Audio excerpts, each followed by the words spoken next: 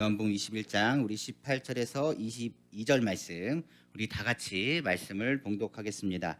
내가 진실로 진실로 내게 이르노니 내가 젊어서는 스스로 띠띠고 원하는 곳으로 다녔거니와 늙어서는 내 팔을 벌리니 남이 내게 띠띠우고 원하지 아니하는 곳으로 데려가리라.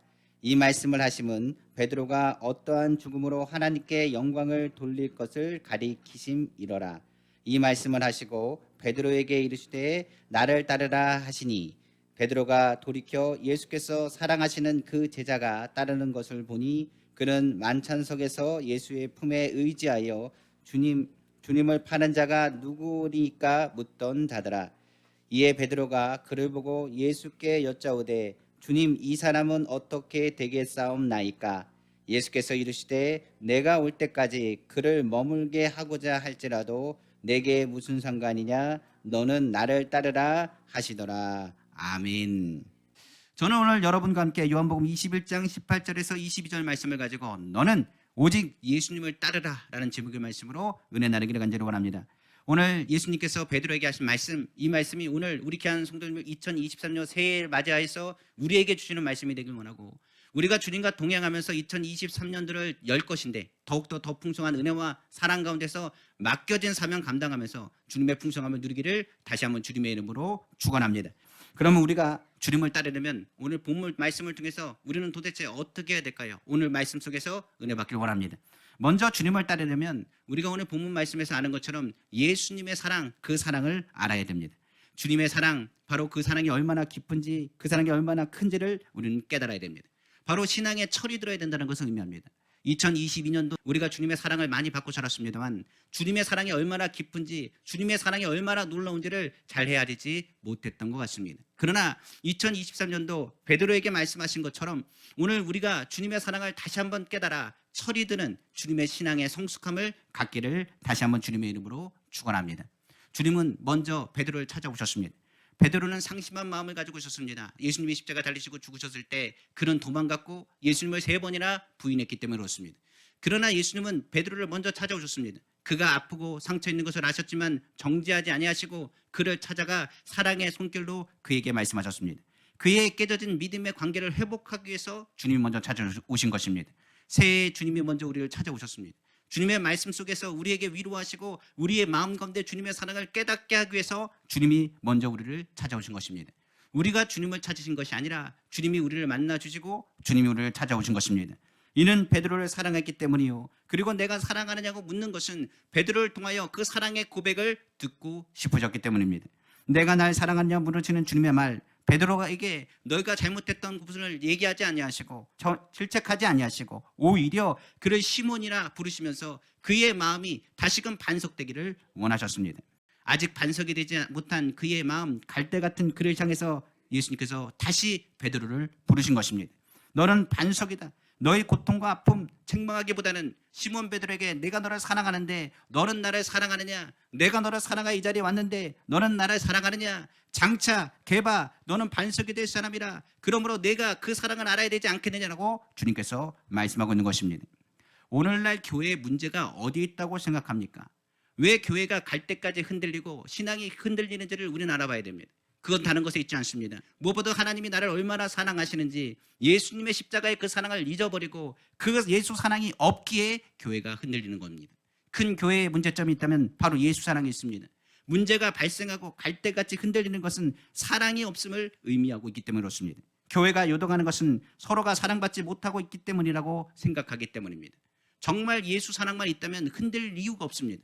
베드로가 반석이 될 수 있는 유일한 비결이 있다면 다른 것이 아닙니다. 능력이 아닙니다. 권능이 아닙니다. 그에게 필요한 회복은 바로 예수 사랑입니다. 우리가 아는 것처럼 사람은 실수도 할 수 있습니다. 그러나 주님께서는 실수가 실패가 아니라고 말합니다. 주님의 사랑을 깨달을 수 있는 순간이라고 주님께서 말씀하신 것입니다.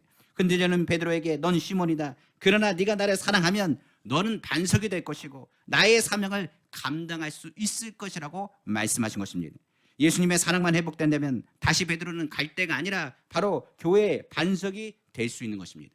그래서 예수님은 베드로에게 3번이나 사랑하냐고 물으셨습니다. 얼마나 내가 너를 사랑하는지, 너는 나를 사랑하느냐고 3번이나 물으셨습니다. 예수님의 그 물음에 예수님께서는 사랑합니다. 사랑합니다. 주님께서 내가 주님을 사랑하는 주님께서 아십니다. 말씀하셨을 때 주님께서는 그에게 사명을 주십니다. 내 어린 양을 먹이라. 내 양을 치라. 내 양을 먹이라. 교회는 능력으로 하는 것이 아니고 주님을 사랑하는 마음에서 세워지는 것입니다. 우리가 아는 것처럼 사랑하는 사람 그리고 사랑하는 사람들을 위해서 우리는 삶의 의미를 갖기도 합니다. 주님이 우리를 사랑하시고 그 사랑으로 우리는 믿음 안에 이 자리에 나왔습니다. 예수 사랑이 회복될 때 예수님이 맡겨준 사명을 비로소 감당하게 되는 것입니다. 만약 사랑이 없다면 아무리 나에게 능력이 있고 천사의 말을 들은다 할지라도 산을 옮길 만한 믿음이 있다 할지라도 우리는 아무런 사명도 감당할 수 없을 것입니다. 성경을 보면 에베소 교회를 향해 책망할 때 이 사랑을 언급하셨습니다.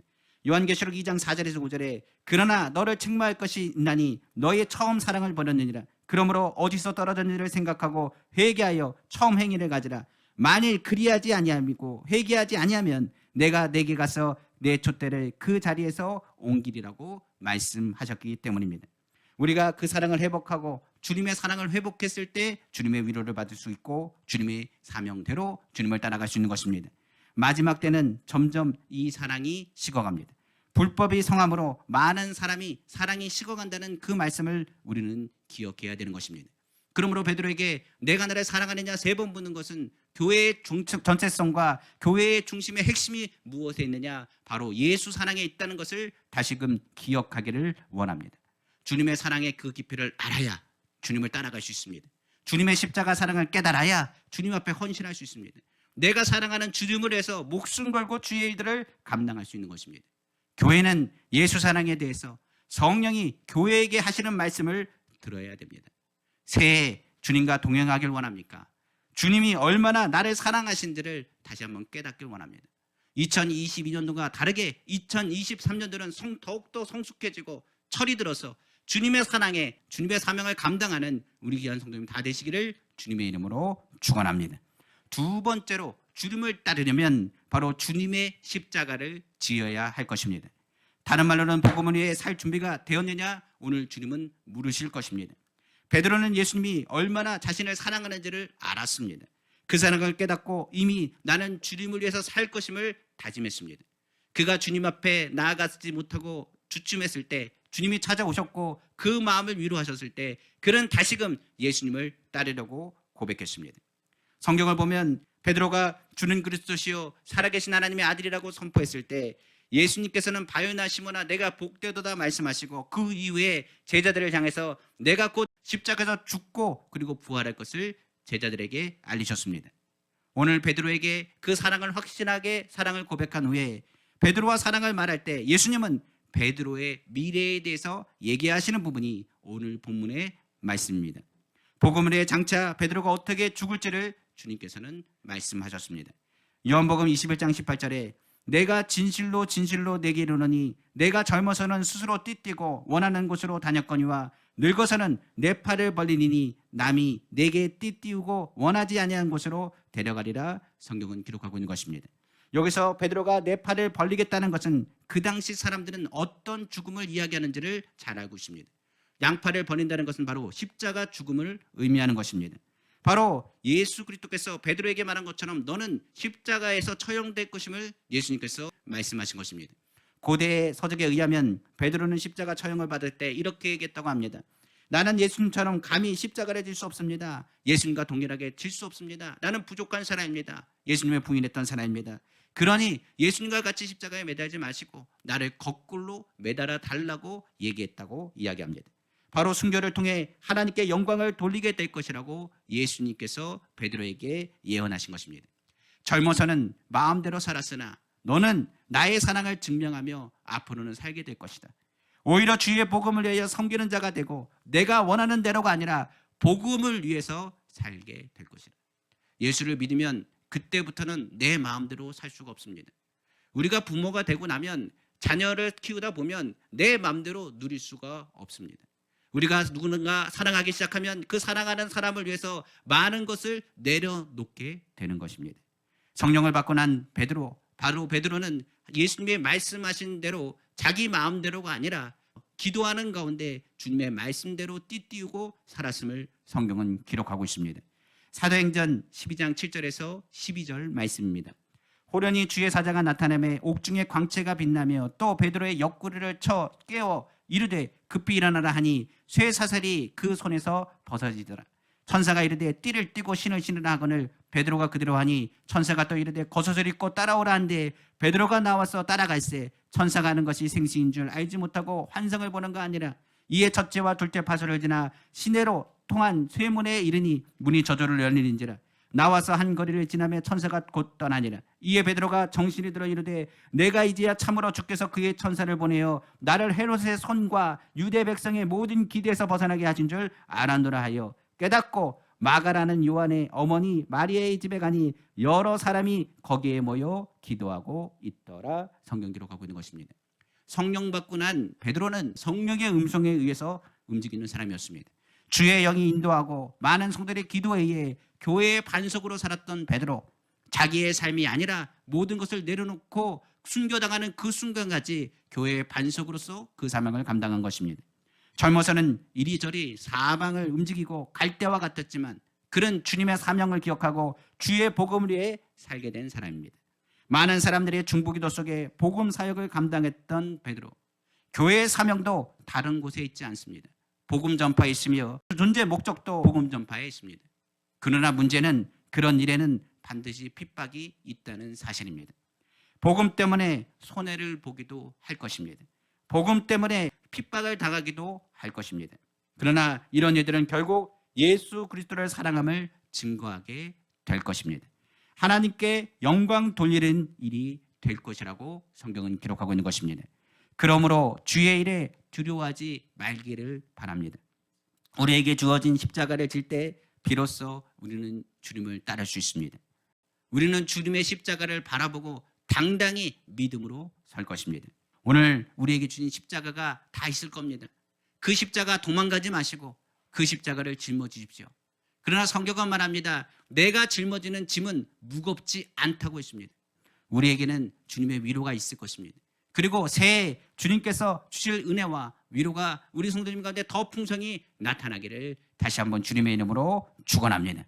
마지막으로 예수님을 따르려면 성령을 받아야 합니다. 우리의 감심사는 오직 예수님께 있어야 됩니다. 우리가 무엇을 쫓아갈 때 한 곳을 바라보고 한 표대를 향하여 전진해야 되는 것입니다. 그러나 우리는 육신을 갖고 있습니다. 그러다 보니 이것이 잘 안 됩니다. 세상에 볼 것도 많고 다른 사람의 일에 관심이 많는 것이 우리의 모습이기 때문에 그렇습니다. 특별히 한국 사람들은 다른 사람 일에 더 관심이 많습니다. 그러다 보니 자꾸 다른 것과 비교하거나 오히려 관심을 갖고 그 마음에 상하기도 합니다. 예수님은 너와 나 사이에 상관없는 일에 관심을 갖지 말고 나를 따르라고 베드로에게 말씀하셨습니다. 바로 오늘 요한복음 21장 우리 20절에서 22절 말씀입니다. 베드로가 돌이켜 예수께서 사랑하시는 그 제자가 따르는 것을 보니 그는 만찬석에서 예수의 품에 의지하여 주님을 파는 자가 누구오니까 묻던 자더라. 이에 베드로가 그를 보고 예수께 여짜오되 주님 이 사람은 어떻게 되겠사옵나이까? 예수께서 이르시되 내가 올 때까지 그를 머물게 하고자 할지라도 내게 무슨 상관이냐? 너는 나를 따르라 하시더라. 성경은 말씀하고 있기 때문에 그렇습니다. 우리가 아는 것처럼 사명은 오직 예수님께 집중하는 것입니다. 교회는 풍랑이 불건 어려움이 있다 할지라도 베드로가 무리를 걸을 수 있었던 것은 예수님께 집중했기 때문인 것을 우리는 기억해야 되는 것입니다. 베드로가 사명을 받았습니다. 그리고 주님의 사랑을 깊이를 또한 깨달았습니다. 그러나 그 관심이 자꾸 다른 곳으로 갈 수밖에 없는 것은 인간의 본연적인 모습이라고 밖에 말할 수 없습니다. 그러다 보니 베드로는 자신은 순교당하지만 요한은 죽지 않고 살아서 예수님 오는 날까지 살아있고 예수님을 본다라고 그는 생각을 했습니다. 제자들도 그렇게 생각했다고 말합니다. 그러나 이 말은 그런 의미가 아닙니다. 너는 내게 집중해라. 다른 것 생각하지 말라. 오히려 다른 것에 신경 쓰지 말고 나를 더욱 사랑하라는 주님의 말씀이었다는 것을 그런 성령을 받고 나서 비로소 깨닫게 된 것입니다. 성령 받기 전 사랑도 믿음도 소망도 그 집중하는 것조차도 자꾸 육을 갖고 있기 때문에 다른 곳을 바라보게 됩니다. 그래서 예수님은 성령을 받으라고 강조하신 것입니다. 성령 받기 전 제자들 예수님을 사랑했지만은 모두 도망갔습니다. 성령 받기 전 그들은 마음대로 살았고 마음대로 생각했습니다. 성령 받기 전 그들의 관심은 다른 사람, 다른 환경에 있었으며 왕이 되실 예수님을 바라보고 내게 무슨 자리가 있을 것인가에 관심이 더 많았습니다. 자신이 한자리를 차지할 것을 생각하고 예루살렘이 언제 회복되느냐고 말했던 제자들의 모습을 우리는 기억할 것입니다. 그들은 성령 받기 전 예수님께 전혀 집중하지 못했습니다. 예수님은 승천하시며 그들에게 말했습니다. 성령을 받기 전에는 예루살렘을 떠나지 말고 성령을 기다리라고 당부하셨습니다. 성령을 받아야 증인이 되고 비로소 예수님을 따라가며 예수님의 일에 관심을 갖게 되는 것입니다. 이를 가능케 하는 것이 바로 성령입니다. 성령 받고 나서 그들은 이 요한복음 21장의 말씀을 깨닫게 됩니다. 그 말의 의미가 예수님을 바라봐야 된다는 것을 깨닫게 된 것입니다. 우리도 아는 바 성령 받고 나서 예수님의 말씀을 생각하면 바로 십자가 그 사랑이 얼마나 큰지를 깨닫게 되는 것입니다. 그때부터 마음은 뜨거워지는 것입니다. 성령 받고 나서는 우리 마음대로 살 수 없다는 것을 깨닫게 되는 것입니다. 세상이 뭐라 해도 우리는 주의 일을 가며 주의 길을 걷게 될 것입니다. 성령을 받은 후에야 비로소 나를 따르는 주님의 말씀이 들리고 그 말씀에 절대 순종하게 되는 것입니다. 우리 마음대로가 아니라 내 마음이 아니라 주님이 나의 마음 가운데 말씀하시고 우리는 그 말씀에 순종하게 되는 것입니다. 오늘날 우리에게도 동일하게 말씀하십니다. 우리 또한 성령 받은 후에 나를 따르는 주님의 말씀을 듣고 교회에 하시는 모든 일들을 듣게 될 것입니다. 올해 은빛교회는 무엇보다 성령 충만을 해서 기도할 것입니다. 우리 귀한 성도님 모두가 주님을 더욱 사랑하고 그 사랑의 깊이를 더 깊이 알며 더 나아가서 주님이 하신 말씀에 주님이 주신 그 십자가를 감당할 수 있도록 나의 힘이 아니라 성령의 능력을 의지하며 믿음으로 나아가시는 우리 귀한 성도님 다 되시기를 주님의 이름으로 축원합니다. 말씀을 마치겠습니다.